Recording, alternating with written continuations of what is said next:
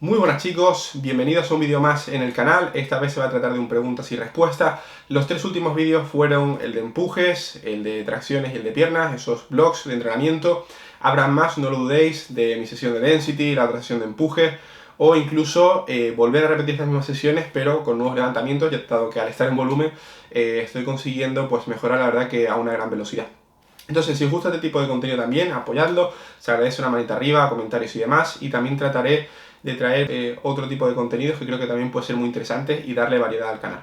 Entonces, esta pregunta y respuesta fue una cajita que dejé por Instagram en dos ocasiones, una hace 2 semanas cuando subí más o menos el vídeo de pierna y otro este viernes porque este vídeo se va a subir ya mañana que es domingo. Entonces, si queréis participar en los próximos y no me seguís en Instagram o lo que sea y queréis participar, pues podéis dejar vuestra pregunta por ahí.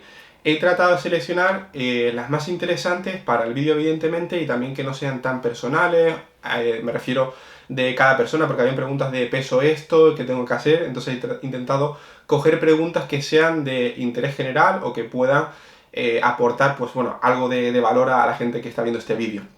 Entonces, si alguna se queda sin responder, que han sido bastantes, y queréis una respuesta por privado, no dudéis en escribir por Instagram, ¿vale? Así que nada, muchísimas gracias a los que habéis participado, porque si no este vídeo no sería posible, y vamos a ello, ¿vale? He seleccionado las 10 más interesantes. Entonces, empezamos por la primera, de Josu Rodríguez, espero que haya dicho bien el nombre, si no, discúlpame.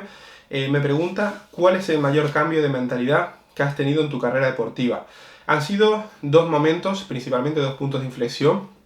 El primero fue cuando competí en powerlifting en 2020, ¿vale? Competí en, bueno, dos competiciones que hubieron por aquí, por Galicia, bastante pequeñas, pero que a mí me sirvieron para darme cuenta de que, bueno, que no era tan malo como yo pensaba.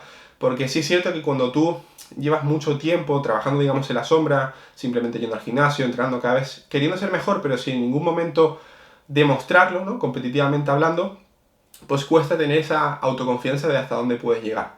Entonces, esa primera competición, cuando oficialicé de algún modo los récords que yo tenía en el gimnasio, y bueno, de hecho saqué más en la competición, fue como un punto de inflexión en el sentido de que podía ser más de lo que yo pensaba o en comparación a otros, pues era bastante bueno. De hecho, bueno, en esa competición me acuerdo que compitió un chico que se llama John Reynoso, que es una máquina de levantar kilos, además pesando en esa época menos de 74 kilos. Quitándola a él, prácticamente el que ganó, entre comillas, de junior fui yo. Porque, bueno, él era como atleta de élite y como era un campeonato de iniciación, pues a él no se le contaba como aparte, ¿no? Entre comillas. Pero bueno, que hice un buen puesto y fue una gran experiencia. Y el otro punto de inflexión, sin duda, fue cuando me preparé para culturismo natural, evidentemente. La primera competición que hice fue Francia, ahí obtuve un resultado que no me esperaba quedar tercero en esa competición, pero que sin duda era merecido por el físico que presenté, ¿no? Entonces, esa derrota fue como un punto de inflexión unido junto al Campeonato de España porque fue perder en Francia y estar un mes dándole al máximo, cambiando mi forma de ver las cosas, de entender que para poder ganar muchas veces es necesario perder, ¿vale? Para darte cuenta de todo lo que aún te queda por seguir mejorando. Y luego, evidentemente, cuando gané en España, ¿vale? Ese sería el segundo realmente punto de inflexión porque fue el día que he hecho, he traído por aquí la estatuilla, el día que me di cuenta de que si realmente trabajas por algo, lo puedes llegar a conseguir. Que fue el mejor día de mi vida, el más feliz, el más emotivo.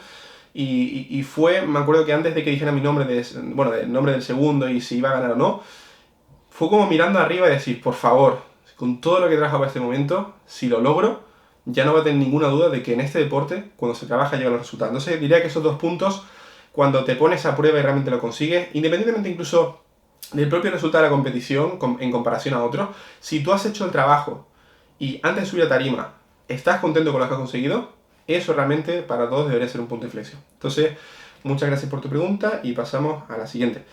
Me pregunta Manu69 ¿por qué en algunos casos se prioriza la sentadilla multipower en vez de la libre y viceversa?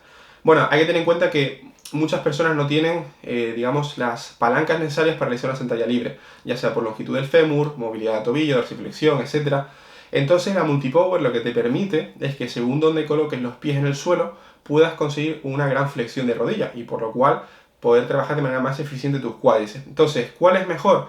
Realmente ninguno. Por ejemplo, en mi caso tengo buena movilidad para hacer una sentadilla libre y la sentadilla libre me va súper bien. Evidentemente la multipower también, pero la libre tengo esa capacidad de estabilizar toda mi estructura a nivel de la espalda, cadera, etcétera, y le puedo sacar mucho partido. Entonces hay personas que si tienen la movilidad y tienen la habilidad necesaria, una sentadilla libre puede ser muy buena opción, pero casi con la mayor parte de mis clientes acabamos la multipower, ya sea por problemas de movilidad en el tobillo, estabilidad o muchísimas cuestiones. Al final, sentadilla es un ejercicio que lleva muchas sesiones para poder masterizarlo, por así decirlo. Pero ambas son muy buenas opciones y bueno, al final hay que elegir la que más se adapta a cada uno. Luego, siguiente pregunta, AF Ruiz, que sé que es Alberto, porque era un cliente que estuvo trabajando conmigo y bueno, por circunstancias un poco ajenas a nosotros, no pudimos seguir trabajando.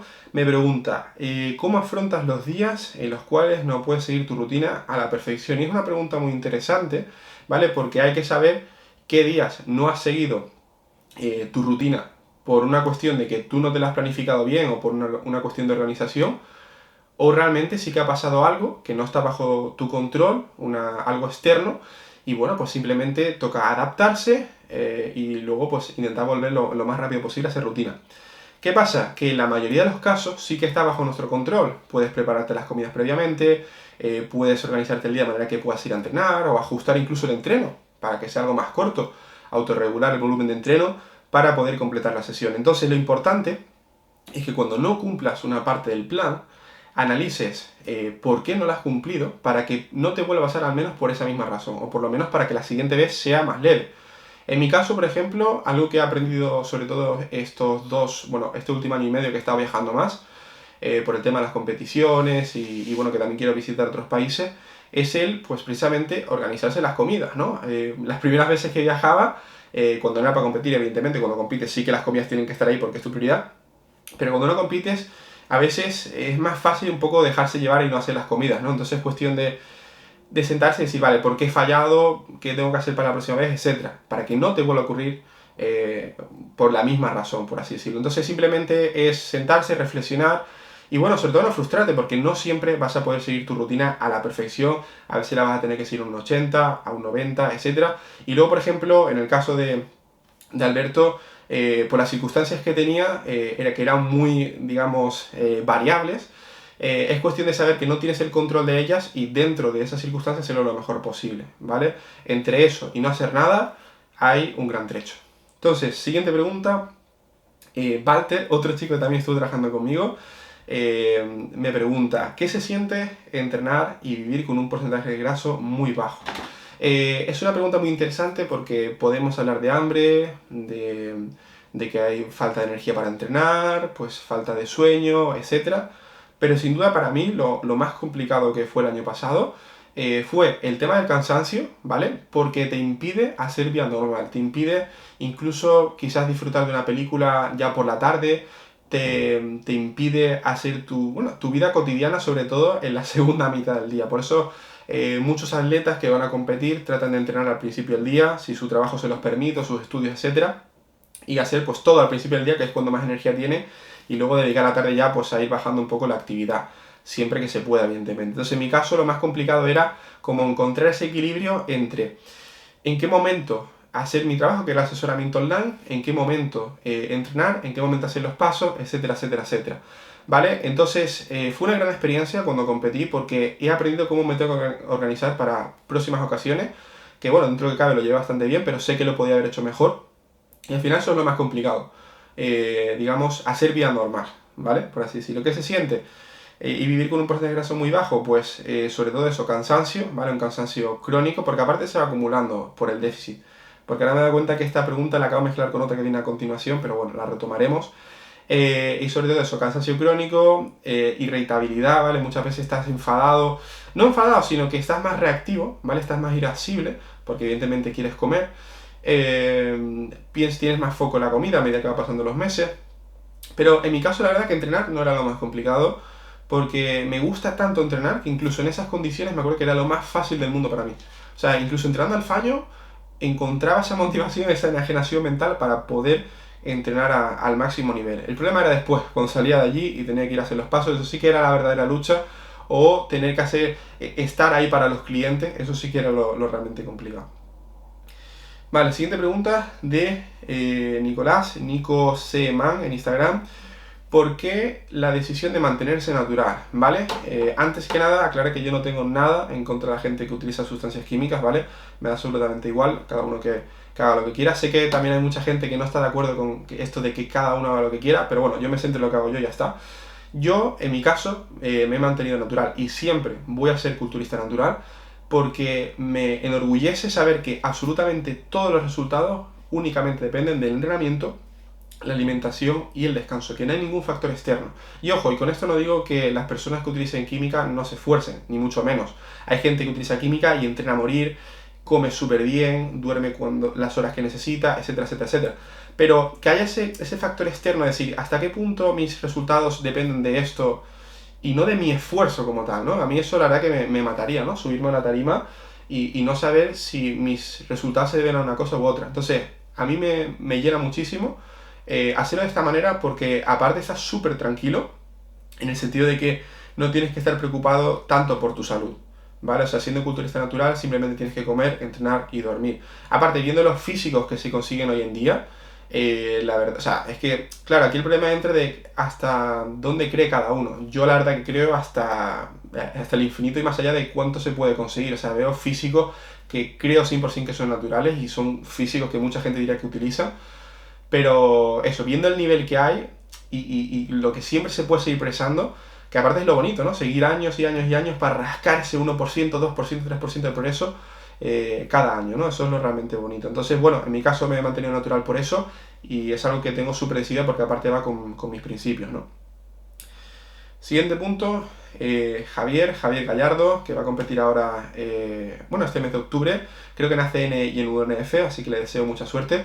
Me preguntas, ¿qué crees que es lo más complicado llevar una preparación? Y esta fue la pregunta que mentalmente ya uní con la de Walter, que fue pues precisamente eso, ¿no? La parte de llevar tu día a día, tu vida en pareja, tu vida laboral, tu vida, bueno, en general, ¿no? Tu vida personal, junto con la preparación, ¿no? Porque al final, cuando estamos en preparación, nos hacemos una burbuja como que eso lo es todo. Pero ¿qué pasa? Que una vez que recibes esto con una medalla o, bueno, o se acaba la competición, se acabó, ahora vuelves a tu vida real, ¡pum! Se estalla la burbuja y ahora tienes, pues, que recuerdas que tienes un trabajo, recuerdas que tienes una pareja, tal, entonces es muy importante que no dejes nada de eso de lado en la preparación, eso es lo más complicado, ¿no?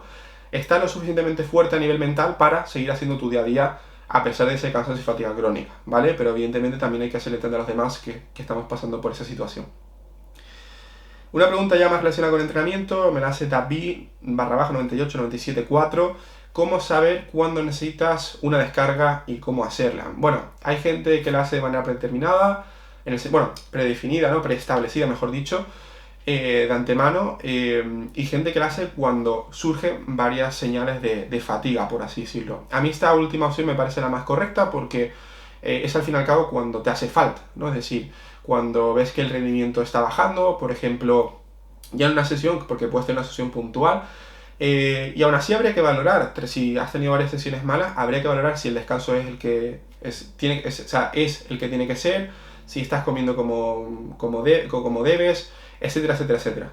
¿Qué es nivel de estrés?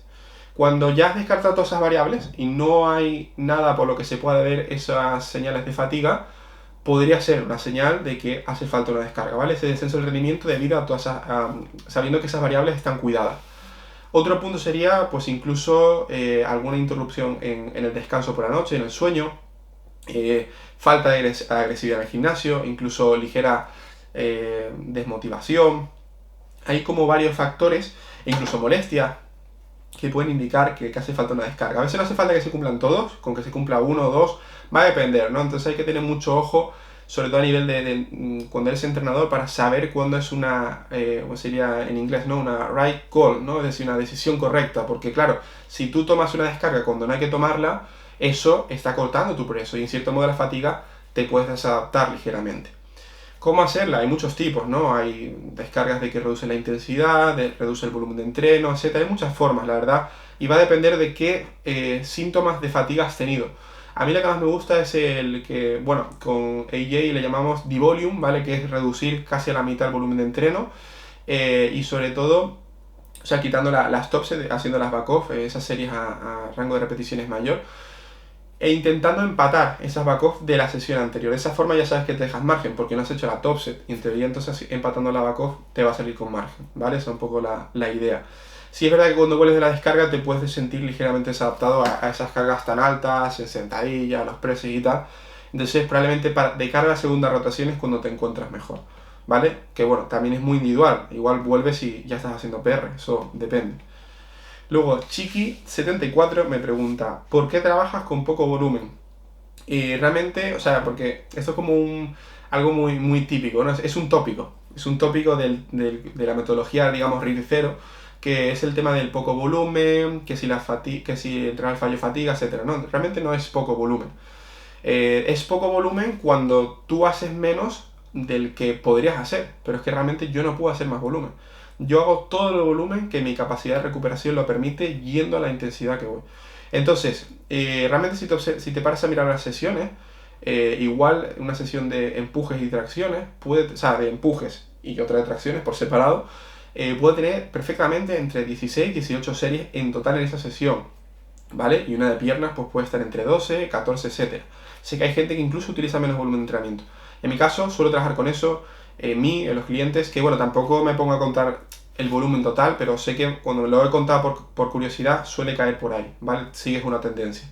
Entonces es el volumen del que yo me puedo recuperar y sobre todo puedo progresar, porque muchas veces clientes nuevos me dicen, Rubén, esto no son pocas series.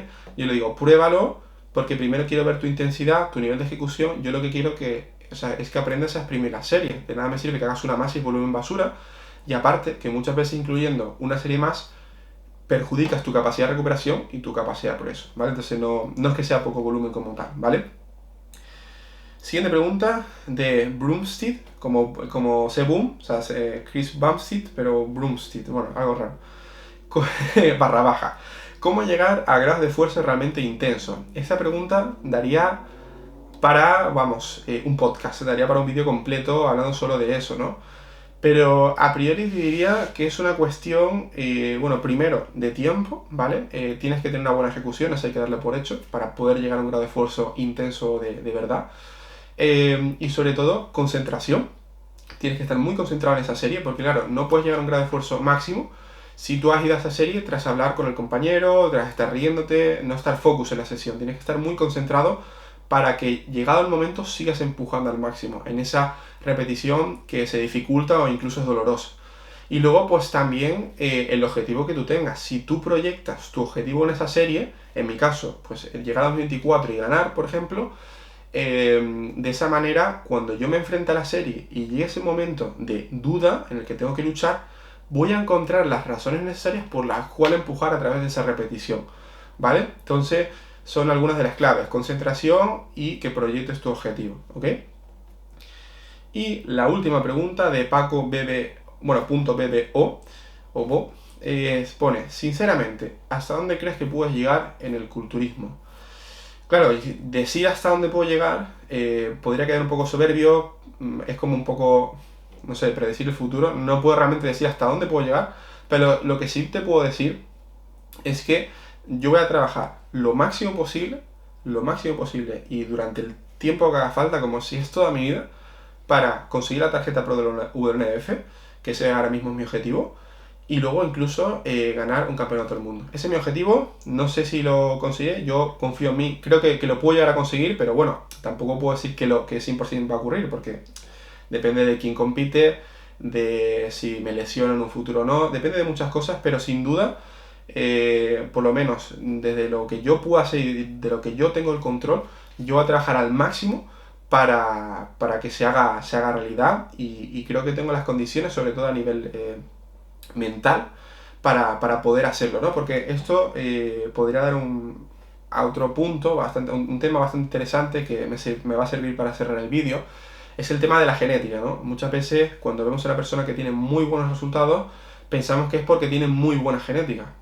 Pero claro, es que tú no conoces cuánto tiempo lleva esa persona trabajando, cómo trabaja y cuánto tiempo lleva trabajando de esa forma, ¿vale? Eso es lo primero. Porque, por ejemplo, en mi caso, yo sinceramente considero que tengo una genética igual, normal, tirando a un poco buena, pero no es súper buena. Yo conozco mucha gente que entrenando peor que yo a nivel de ejecución o grado de esfuerzo tiene mejores resultados.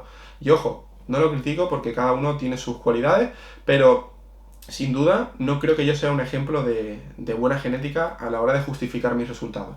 Que tengo una genética normal tirando a buena, puede ser, pero sobre todo es el hecho de esa mentalidad de seguir mejorando, ir a más, no autolimitarse, quitar excusas, no justificar lo que no estás consiguiendo, etcétera, etcétera, etcétera, ¿vale? Entonces, lo más importante para que quien vea este vídeo es que si tú quieres conseguir algo, lo primero es que seas autocrítico, que seas honesto en el sentido de cuánto estoy trabajando, cuánto tiempo llevo trabajando bien, si es que lo estás, si es que lo estás haciendo, y luego creer en lo que estás haciendo. Es súper, súper importante. Si no crees en lo que estás haciendo, probablemente no vas a llegar a ningún lado, o por lo menos no vas a llegar lejos. ¿Vale? Entonces, esas serían todas las preguntas. No sé cuánta duración habrá quedado el vídeo, pero espero que os haya gustado. Y bueno, es una toma de contacto para próximos vídeos, sin duda. Entonces, muchísimas gracias, chicos, por bueno, iba a decir la confianza, que es lo que digo en el asesoramiento. Muchísimas gracias por el apoyo de los últimos vídeos. Hasta ahora que estoy súper cómodo hablando con la cámara. Me acuerdo que en el pasado, cuando grababa en 2019, 2020, tenía que grabar esto 80 veces, pero ahora es mucho más fácil porque simplemente trato de ser yo, y cuando me pongo algo nervioso o lo que sea, digo, vale, simplemente sé tú, di lo que piensas y ya está. O sea, trato de ser lo más real posible a la cámara. De hecho, muchas veces la gente que me conoce en persona es lo que me dice, tío, eres igual que en los vídeos, digo, porque es que no trato de ser ningún personaje. Entonces, bueno, eso sería todo. Espero que os haya gustado. Apoyar el canal, suscribiros, darle like, comentar. Y no dudéis en contactarme si necesitáis algo. En la descripción también tenéis tema enlace de asesoramiento, suplementación en caso de que queráis apoyarme y poquito más. Nos vemos en próximos. Chao.